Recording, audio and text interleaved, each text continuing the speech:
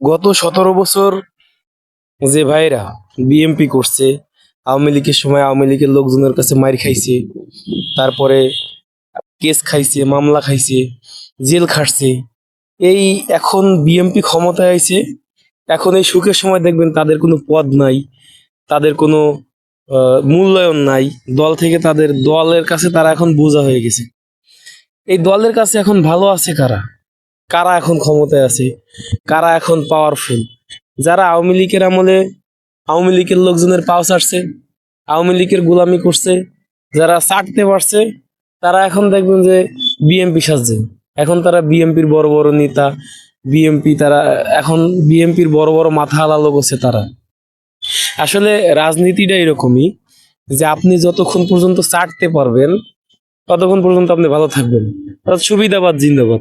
আপনি যতক্ষণ পর্যন্ত সুবিধা নিবেন ততক্ষণ পর্যন্তই আপনি ভালো।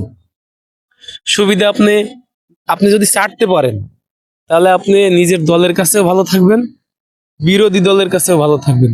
অর্থাৎ চাটতে পারলেই নেতা হওয়া যাবে, চাটতে পারলেই পদ পাওয়া যাবে, চাটতে পারলেই আপনি বড় নেতা হইতে পারবেন।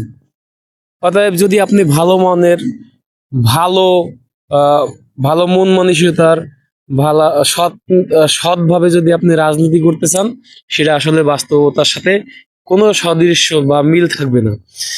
বাস্তবতার সাথে মিল রেখে আপনি সৎভাবে রাজনীতি করতে পারবেন না।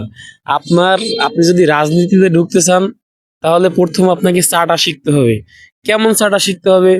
রাশেদ খানের মতো চাটা শিখতে হবে, বিপি নূরের মতো চাটা শিখতে হবে, নয়নের মতো চাটা শিখতে হবে।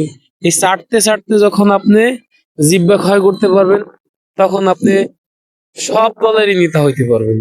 আওয়ামী লীগ আসুক, বিএনপি আসুক, জামাত আসুক, আপনি যখন চাটা শিখবেন তখন সবাই আপনাকে আপন ভাবে টাইনে নিবে, সবাই আপনাকে কাছে টাইনে নিবে। কারণ এই লোকটাই ছাড়তে জানে, এই লোকটারে দিয়েই আমার স্বার্থ হাসিল করা যাবে। স্বার্থর জন্য সবাই আপনার কাছে টানবে, আবার স্বার্থ ফুরিয়ে গেলে সবাই আপনারে লাথি মেরে ফেলাই দিবে। আপনার সততার কোনো মূল্যায়ন রাজনীতির ভিতরে নাই। সততার মূল্যায়ন যদি আপনি আহ, দিতে চান, আপনি রাজনীতি বাদ দিয়া আপনি মানব সেবায় নামতে পারেন। রাজনীতি বাদ দিয়ে অনেক কিছুই করা সম্ভব।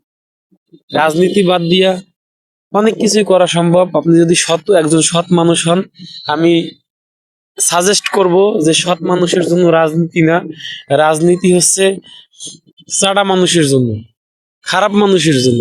অতএব আপনি যদি একজন ভালো মনের মানুষ হন, সৎ মানুষ হন, তাহলে রাজনীতি বাদ দিয়ে আপনি অন্য কিছু করতে পারেন।